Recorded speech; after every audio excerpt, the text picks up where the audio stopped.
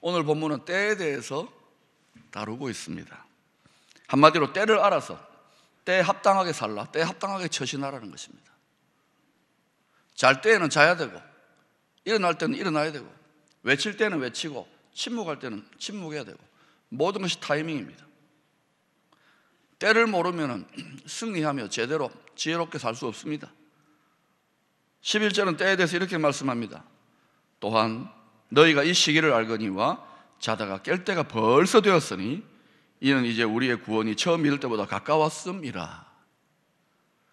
자다가 깰 때가 벌써 되었다. 이때의 구원은 그냥 예수 믿고 구원받는다 이런 정도로 말하는 게 아닙니다. 미래적 의미의 구원. 우리가 예수를 믿고 마침내 그 구원의 실체가 완성되어지는, 다시 말하면 우리의 썩고 병들고 죽는 몸도 주님이 다시 오심으로 영광의 부활의 몸을 덧입게 되는 영화로운 존재가 되어지는, 영생적 존재가 되어지는 우리 구원의 완성의 때가 처음 믿을 때보다 가까웠다. 이 편지가 쓰여진 지가 2000년 전입니다. 2000년이 지났습니다. 그렇다면 지금은 구원의 완성이 훨씬 더 가까워졌다는 것입니다. 할렐루야. 절망입니까? 희망입니까? 두려움입니까? 소망입니까? 할렐루야. 시대의 변화, 때, 타이밍을 제대로 포착하고 분별하는 것은 모든 분야, 이 세상 모든 분야에 다 적용됩니다. 성공적인 삶, 승리하는 삶을 위한 필수 조건입니다. 신구약 성경은 그런데 희한한 말을 합니다. 구약도 그렇게 이야기하지만 신약으로 갈수록 때가 가까웠다, 깨어있어라, 준비하라, 예비하라, 정신을 차려라, 잠들면 안 된다. 오늘 말씀도 그겁니다. 왜 이렇게 반복할까요? 이게 너무너무 중요하기 때문에. 생명, 그냥 생명, 영생을 좌우하기 때문에. 그래서 반복하고 있는 거예요. 그런데도 어때요? 사람들은 깊은 잠에 빠집니다. 당장에 우리 집 앞에 강도가 쳐들어오고 이 땅에 폭탄이 떨어지고 하기 전에는 남의 일입니다. 강 건너 불구경입니다. 전 세계에 다 그렇게 망가지고 무너진 곳들을 다 보세요. 항상 하나님은 어떤 일이 일어나기 전에 선각자들을 일으키셔가지고 잠을 깨우는 일을 합니다. 더 나아가서 바울은 12절에서 당시의 때를 이렇게 분별합니다. 밤이 깊고 낮이 가까웠으니, 이것을 낮이 가깝고 밤이 깊다, 이걸 헬라어 원문으로 직접적인 뜻을 살펴보면 밤이 거의 다 지나갔으니, 그러니까 저녁 11시나 12시, 1시가 아니라는 겁니다. 밤이 거의 다 지나갔을 때는 우리 새벽에 나올 때 일어나는 거 있잖아요. 4시나 4시 반이나 요럴 때가 새벽기도 나오는 시간을 말합니다. 밤이 거의 다 지나갔으니, 밤이 거의 다 지나가고 나면 뭐가 옵니까? 낮이 가까웠으니. 여러분, 여러 가지 일어나는 일들, 주위에서나 전 세계에서 우리나라에 일어나는 일들 보면 올림픽도 하고 여러 가지 여전히 다이나믹 코리아겠지만, 혹시 밤이 깊어가고 어둠과 위기가 깊어가고 있는 것은 아닌지. 그런데 그런 문제들을 보고 염려하고 두려워하기만 할 필요가 없다는 거예요. 왜 밤이 깊고 어두워지는가? 낮이 가까웠기 때문에. 새벽에 밝은 빛이 동트기 전이 제일 어둡다고 하지 않습니까? 그러니 현상만 보면 어둡고 힘든 위기적 현실만 보면 두렵고 위축되지만, 낮이 가까웠구나, 새벽이 동이 터오겠구나, 이것을 깨닫고 아는 사람은 두려움을 이기고 소망을 가질 수 있습니다. 염려를 이기고 담대함을 닦아질 수가 있는 것입니다. 때의 주인은 누구십니까? 때를 어떻게 하면 분별합니까? 하나님이 모든 것을 다 쥐고 계십니다. 그러면 어떻게 그걸 알 수가 있느냐? 우리는 하나님의 영 성령님을 모시고 있잖아요. 이 성령님을 통해서 성령은 하나님 아버지의 마음에 깊은 것이라 통달하시는 분이니까 자꾸 하나님하고 가깝게 지내면 하나님이 그 비밀을 알려주세요. 이때는 이런 의미야, 이런 의미야. 그 때의 의미를 아는 사람은 눈으로 보듯이 다 알면서 가기 때문에 조금도 겁나지 않습니다. 나는 갈 길 모르니, 이 사람은 아직까지 하나님하고 친한 게 아니에요. 갈 길을 밝히 보이시는 사람은 노래 박자, 갈 길을 밝히 보이시니 신이 납니다. 신이 나. 오히려 그래서 다니엘서에서 하나님을 아는 자는 어두워졌을 때 강하여 용맹을 떨친다고요. 믿음의 실력도 천차만별인 거예요. 요한계시록 22장 16절, 성경의 마지막 책 마지막 장에 주님께서 자신을 어떻게 계시하는가? 광명한 새벽별이라고 합니다. 자신을. 광명한 새벽별은 언제 만납니까? 밤이 가장 깊었던, 밤이 거의 다 끝나간, 밤이 깊을 때에 딱 하늘을 보면 광명한 새벽별. 이사야서에도 계명성 광명한 새벽별 이야기가 나옵니다. 그건 사탄에 대한 비유인데요. 역사의 인류의 어둠이, 역사가 어둠 속에 깊은 어둠에 있을 때 빛이 두 종류가 뜨겠네요. 하나도 자기가 광명한 새벽별이라고 우기고 또 다른 하나도 광명한 새벽별이라고 우깁니다. 누가 진짜 광명한 새벽별입니까? 예? 예수 그리스도. 다른 그리스도 있습니까? 없습니까? 성경 말씀이 계시해 주시고 우리를 위해 십자가에 죽으시고 부활하시고 성경 말씀대로 다시 오시는 그 예수 그리스도, 그분만이 그리스도입니다. 이런 어둠의 때에 징표를 오늘 본문 13절에서는 6가지로 증거합니다. 방탕, 술 취함, 음란, 호색, 다툼, 시기. 이 외에도 어둠의 일, 육체의 일들은 훨씬 더 많은 수천 수만 가지가 됩니다.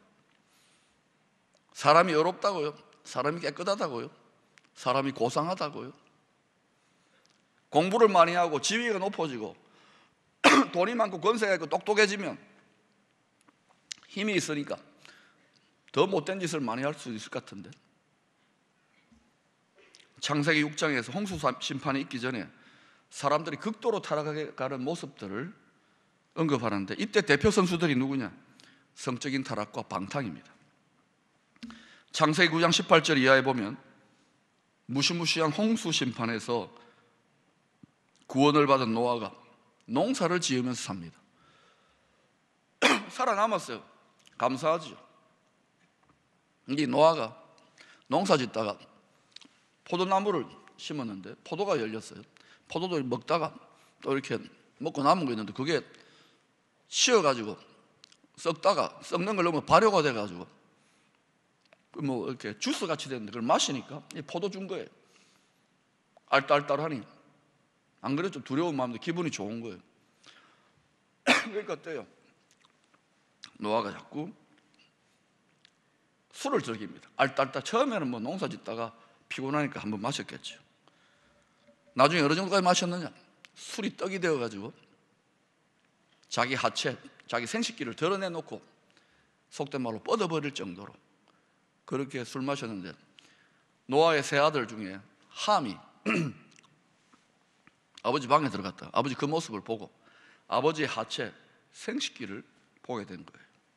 그러고는 밖으로 나와가지고 자신의 두 형제 샘과 야벳에게 아버지의 부끄러움을 이렇게 고자질을 합니다. 자, 근데 노아가 나중에 깨어나가지고 이 일로 인해서 경노를 하면서 함을 저주하는 게 아니라 함의 아들인 가나안을 저주를 해버립니다. 너희 자손들은 노예가 될 것이다. 비참한 노예의 삶을 살게 될 것이다. 셈과 야벳 후손들의 노예의 삶을 살게 될 것이다. 그리고 실제로 역사를 보세요. 그런 일이 지금까지 일어나고 있습니다. 수천 년 전의 일인데, 수천 년 전의 저주인데. 여러분, 뭔가 이상하지 않습니까? 아니, 아버지 생식기 하체 좀 봤다고. 목욕탕 가면 늘 보는데, 그죠? 그거 좀 봤다고. 어떻게 이 노아가 이렇게 한도 아니고 그 자식에게, 자기 손주에게 대대로 영원토록 저주를 퍼부어버리다니, 이거 말이 되느냐고. 이 노아가 정신 나간 거 아니냐고.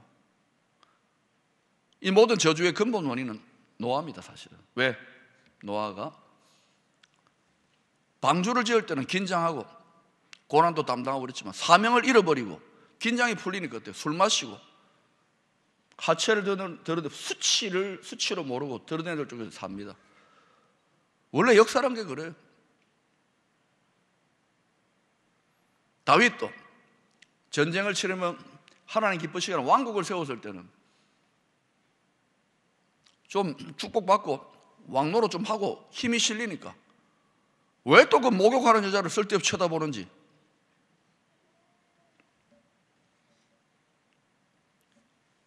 유럽과 미국이 잘 살잖아요. 복을 받았어요. 그 선조들이 하나님을 잘 섬겼습니다. 지금 어떤 모습으로 가고 있는지 살펴볼 필요가 있어요. 성경학자들은 함이 아버지 노아의 하체를 보았다 할 때 이 보다라는 것은 뚫어지게 묵상하면서 어떤 충동과 어떤 못된 동기를 가지고 보았다는 그런 식으로 해석을 하기도 합니다. 아무튼 노아 가문 중에서 함의 후손인 가나안이 저주를 받았던 이유는 술 취함과 방탕, 하체를 드러내어 놓고 마는 성적인 방종, 이런 것들과 관계가 있다고 할 수 있는 것입니다. 또한 죄의 문화, 특별히 폭력과 음란의 극치를 달렸던 소돔과 고모라가 하나님의 진노의 심판으로 하늘에서 불이 떨어지고 유황이 떨어져 버립니다. 왜 물로 안 하고 불로 합니까? 하나님 이제 물로 안 할 거라고. 불심판이 임해버려요. 다 진멸당합니다. 그 소돔과 고모라 도시에 오늘날로 말해 예수 제대로 믿는, 하나님 보시기에 진짜 하나님 사랑하고 하나님 인정받는 성도가 10명도 없었다는 거예요. 그래서 불심판이 임하는, 도시가 완전히 끝장났습니다. 창세기 19장 29절 이하를 보면 아브라함 덕분에 겨우 살아남은 롯과 두 딸, 롯과 그 두 딸과 가족들, 아브라함이 가가지고 경고하고 천사들이 흔들어 깨우잖아. 그런데도 잠들어 있습니다. 손으로 질질질 끌고 간 거 아닙니까? 그런데 롯의 부인은 또 뒤돌아보지 말라는데 뒤돌아봐서 미련이 있는 거예요. 애착을 끊지를 못하는 거예요. 죄에 대한 미련, 세상에 대한 미련을 끊지 못하는 거예요. 출애굽한 백성들이 애굽으로 돌아가자 끊지를 못하는 거예요. 그게 인간의 본질. 우리도 똑같아요, 여러분. 그래가지고 할 수 없이 아버지 롯하고 두 딸이 죽음에서는 살아났는데 겁이 얼마나 나겠습니까? 불이 막 떨어지고 연기가 오르고 그러니까 산으로 올라갑니다. 겁이 나요. 동굴로 들어갑니다. 아버지와 두 딸이 동굴에서 먹고 살게 됩니다. 근처 도시의 사람은 다 죽고. 그런데 이 두 딸은 소돔과 고모라에 생활하면서 신앙교육을 제대로 안 받았으니까 보고 들은 게 그렇고 그런 세상 문화입니다. 우리 남편감도 다 죽었고 아버지밖에 없고 엄마도 없고 우리 둘은 어디서 후손을 낳고 어떻게 가정을 이루나. 아버지 나이 들어 죽으면 우리 어떻게 하나. 그러다가 이 두 딸이 못된 생각을 합니다. 야 아버지 술 먹여가지고. 그래서 이 두 딸이 날마다 어디서 술을 장만해가지고 술을 잔뜩 먹입니다. 그리고는 자매가 번갈아 가면서 아버지하고 가정한 짓을 합니다. 그때 당시에는 뭐 밤에 조명도 전기가 없었으니까. 그래도 그렇지 얼마나 술이 떡이 되고 취했으면 자기 딸인지도 모르는 거예요. 한 번, 두 번이었겠습니까? 그게 가정한 짓 아닙니까? 그러고 태어났는데 자식이, 그 자식들이 모압과 암몬 족속의 조상이었다고 성경에 있습니다. 하나님의 백성인 이스라엘들을 계속 수천 년이 지난 지금도 대적하는 세력들 아닐까요? 사단은요, 거룩한 씨를 말려버리든지 아니면 그 씨를 오염시켜버립니다. 하나님께서 출애굽한 이스라엘 백성들에게 가나안 땅으로 들어가기 전에 모세를 통하여 그들이 그 땅에 들어가서 지켜야 할 율법을 주십니다. 율법을 자세하게 소개하고 있는 내용이 레위기서입니다. 레위기서 율법 규정 중에서 제일 많은 규정이 제사 규정, 제사법입니다. 짐승을 이렇게 잡고 제사는 이렇게 드려라. 우리나라 유교 문화에서 뭐 열심히 제사 뭐 이렇게 해라, 홍동, 백서 뭐 그런 거랑 비교가 될 줄은 엄합니다. 이건 다 뭡니까? 그림자입니다. 우리들이 조상 제사했던 것도 다 그림자입니다. 예수 그리스도로 말미암은 참된 제사, 참된 예배, 예수 그리스도 죄 없는 보혈의 피로 말미암아 하나님 아버지께 하늘을 여는 제사에 전부 다 그림자입니다. 율법 중에 제일 중요한 게 제사법이에요. 왜? 하나님하고 관계가 바로 회복되어야, 하나님 사랑이 되어야 이웃 사랑, 그게 모든 율법의 핵심이요 중심입니다.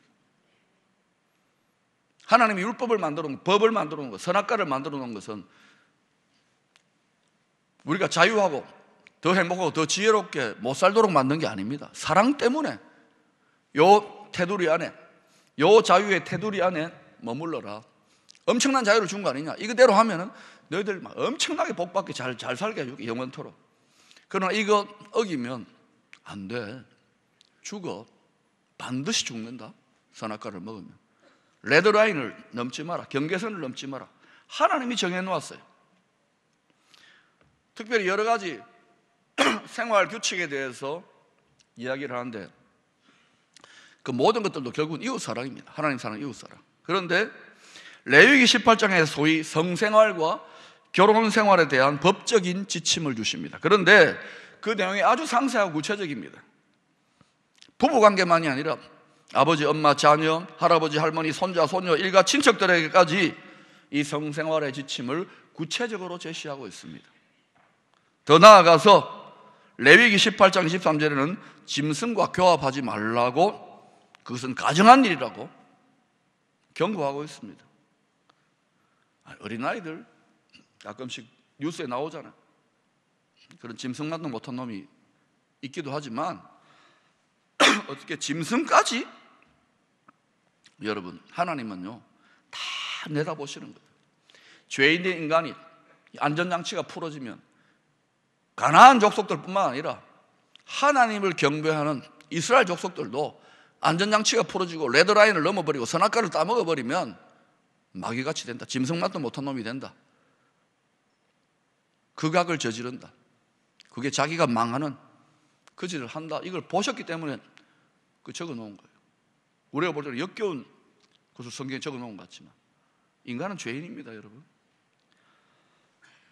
그리고 이러한 가정한 짓을 너희들이 앞으로 정복하게 될 가나안 주민들, 바로 노아에게 저주를, 할아버지 노아에게 저주를 받은 함의 후손 가나안 족속들이 그 땅에서 했던 그 짓을, 그들이 가나안 7족속들이 그 땅에서 그 짓을 했다는 거예요.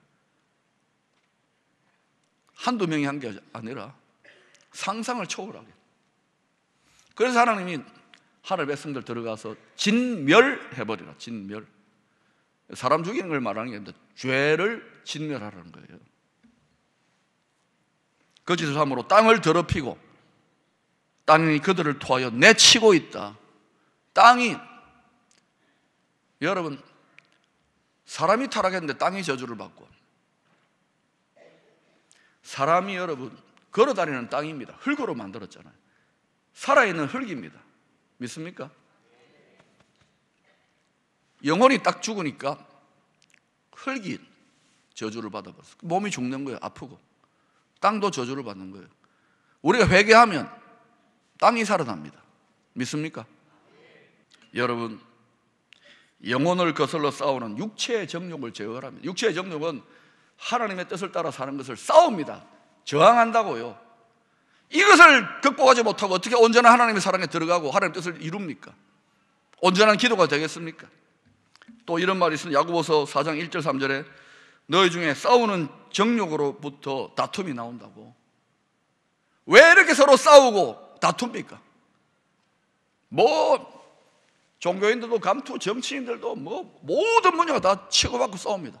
왜 사색당쟁을 극복하지 못합니까? 정욕 때문에, 육체의 정욕. 간음만이 아닙니다. 결국은 간음의 본질도 자기 사랑이에요. 하나님 사랑, 주님 말고는 사도 바울은 다 배설물이라 그랬습니다. 이렇게 설교했더니 누가 그래요? 목사님, 배설물이 맞지만 돈도 건강도 자리도 이거 없으면 목사님 세상을 너무 모릅니다. 여러분, 그 중요한 것, 세상의 그 중요한 것을 여러분에게 무한히 공급해 드리려고, 무한히 축복해 드리려고 예수 그리스도 외에는 다 배설물로 여기라는 거예요.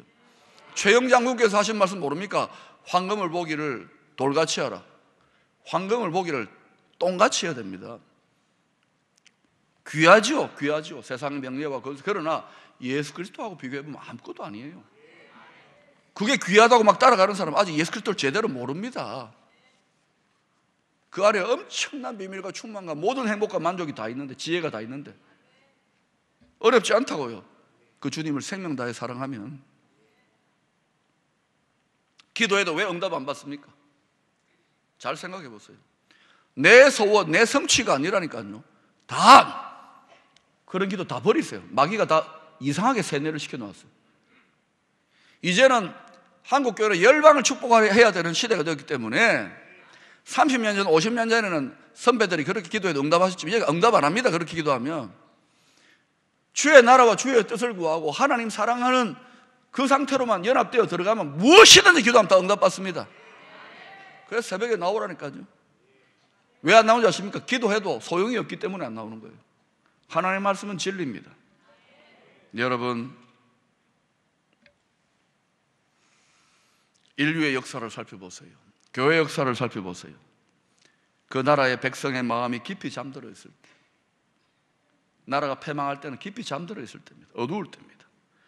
민족의 파수꾼이 되어야 될 교회와 성도들이 깊은 잠에 빠져 있을 때 망하는 거예요. 여러분 깨어 있습니까?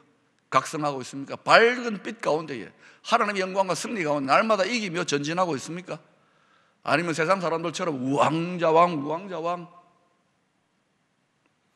여러분의 일상을 다 하십시오. 즐기시고 외식하시고 해외여행도 가시고 누리십시오. 그러나 깨어 있어야 되고, 기도해야 될 때 항상 기도해야 되지만 주님 말은 지금은 깨어 기도해라. 그때 다 제자들이 다 잤잖아요. 한 명이라도 깨어 기도했다면 어떤 일이 났을까요? 지금은 자다가 깰 때가 되었습니다. 어둠의 일을 반드시 벗어버려야 됩니다. 그래야 빛의 갑옷을 입습니다. 회개 없이는 빛이 임하지 않습니다. 회개하라, 천국이 가까웠다. 천국은 영광, 빛의 나라입니다. 빛의 갑옷을 입고 빛의 군사예요. 일어나서 어둠을 이기세요. 절대로 어둠이 빛을 이길 수 없습니다. 그렇게 일어나 빛을 발하면 이사야 60장 3절에 말씀하신 대로 나라들은 내 빛으로, 왕들은 비치는 내 광명으로 나아오리라. 이게 어마어마한 축복이라는 걸 여러분 좀 아셔야 됩니다.